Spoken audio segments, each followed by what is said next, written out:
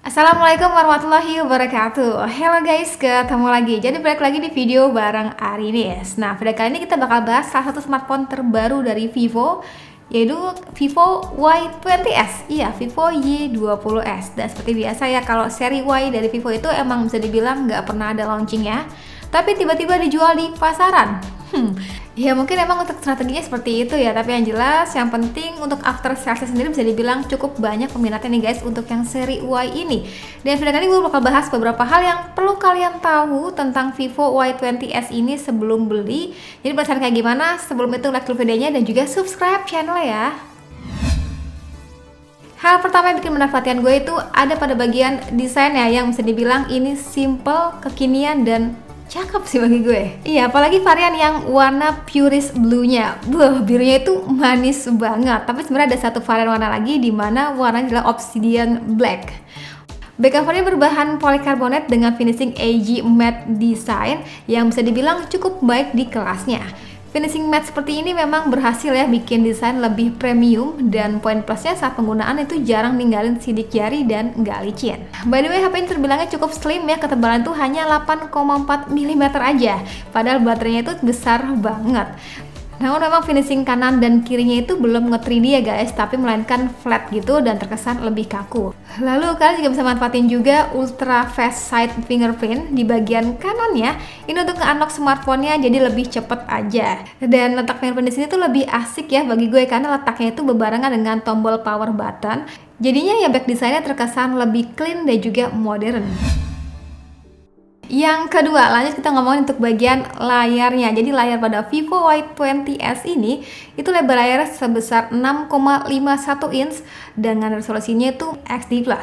Iya, dan ini gue rada nggak paham sih kenapa harus balik lagi ke layar model water drop. Dimana bila kita lihat seri Y sebelumnya itu rata-rata sudah menggunakan layar all-screen display. Sebenarnya untuk kedua model poninya ini nggak ada salahnya sih guys, tetap terasa luas untuk rasio yang ditawarin. Tapi coba deh kalian vote lebih suka layar yang water drop gini atau model all-screen atau model seperti apa? Coba tulis di kolom komentar ya. Dan oh ya, infonya pada layar ini juga dilengkapi dengan eye protection, dimana menyaring cahaya biru berbahaya yang nantinya itu untuk melindungi mata kita dalam penggunaan sehari-hari. Dan gue coba untuk nonton berlama-lama berasanya tetap enak ya guys, dan rasanya bakal lebih asik lagi kalau misalkan layar itu sudah Full HD+. Dan hal yang ketiga yang perlu kalian tahu untuk bagian UI, OS, RAM, ROM, dan juga CPU-nya. Untuk UI-nya rasanya semakin baik ya, simple kayak Android stock gitu. By the way, ini menggunakan Vantage OS 10.5 dan menariknya juga sudah dibekali dengan Android 10. Gak lupa Vivo Y20s ini juga rasanya diperuntukkan bagi kalian yang emang butuh kapasitas RAM dan ROM yang lega. Jadi HP ini tuh lengkapi dengan RAM 8GB dan internal memori sebesar 128GB.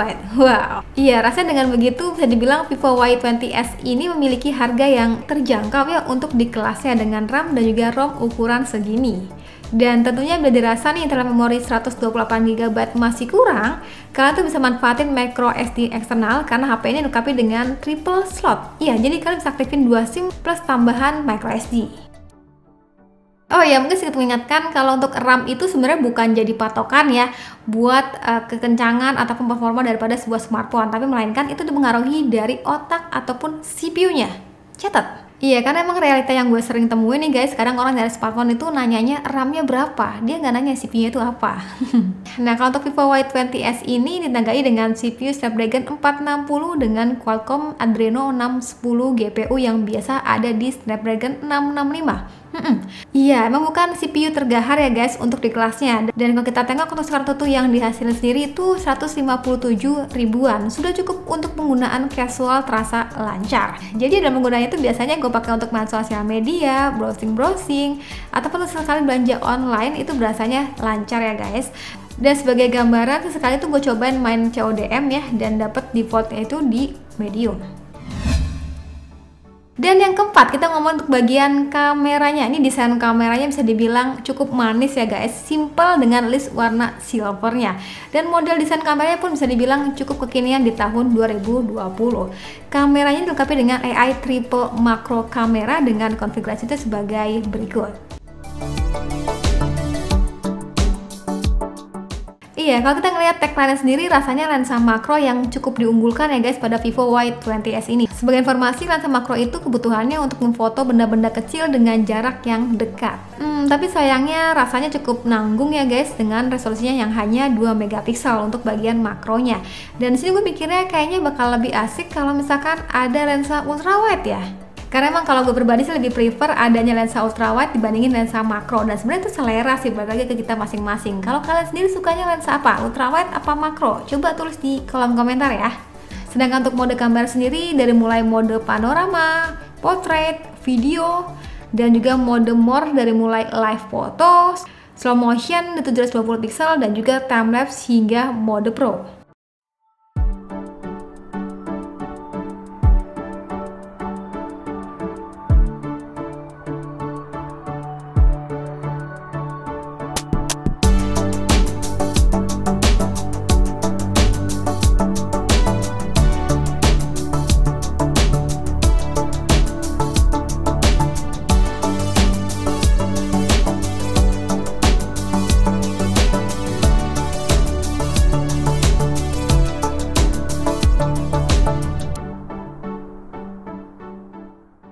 Terus kalau kita balik tuh bagian kamera depannya, ini yang paling penting buat para cewek sebelum beli smartphone. Iya, kalian gitu gak sih? Jadi kamera depan ini sebesar 8 megapiksel nih guys, dan rasanya tumben ya Vivo ngasih 8 megapiksel aja. Tapi yang jelas sudah lengkap dengan Face Beauty dan juga Pose Master untuk kebutuhan selfie yang jauh lebih menarik nih. Dan kalau untuk urusan selfie pastinya udah cukup baik ya guys untuk di kelasnya.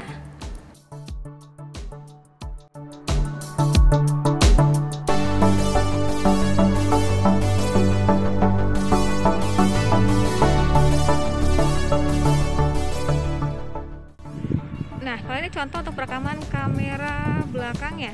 Ya, kamera belakangnya itu maksimum hingga 1080 pixel.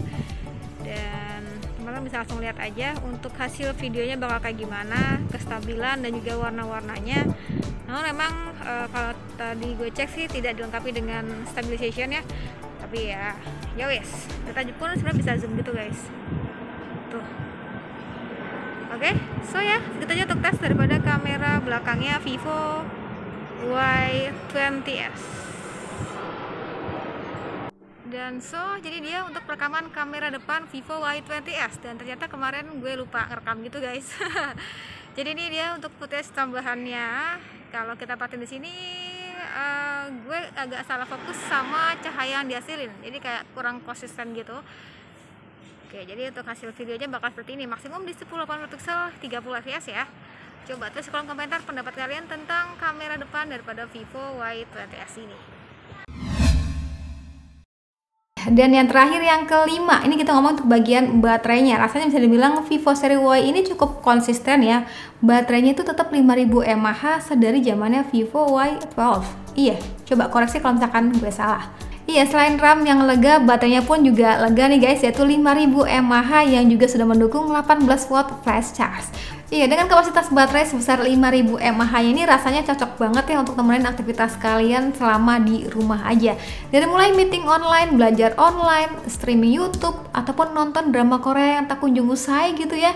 Rasanya sudah cukup terpenuhi dengan baterai sebesar 5000 mAh-nya ini. Dan gue sih ngerasanya baterainya ini cukup awet ya guys, karena mungkin perpaduan antara layar yang XD Plus dan baterai 5000 mAh-nya. Dan kemarin tuh iseng nyobain main CODM selama 30 menit, daya tahan baterainya berkurang hanya 5%-an. Wow. Dan kesimpulan akhirnya, Vivo Y20s ini dibanderol dengan harga 3 jutaan. Gue yakin banget ya mendengar kata 3 jutaan tuh pasti ekspektasi teman-teman berharap spesifikasi yang ditawarin itu bisa lebih dari yang tadi sebelumnya gue ceritain ya.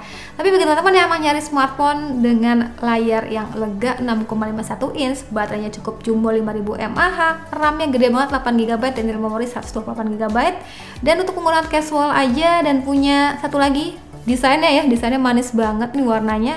Dan mulu ya.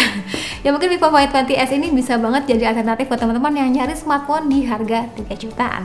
Dan oh iya, sampai lupa di kotak pembeliannya itu sudah lengkapi dengan soft cash dan juga kartu perdana IM3 dengan gratis 21 GB selama 3 bulan. Wah, rasanya cukup menarik ya. Ya udah, jadi situ aja untuk video kali ini pendapatku tentang Vivo Y20s ini.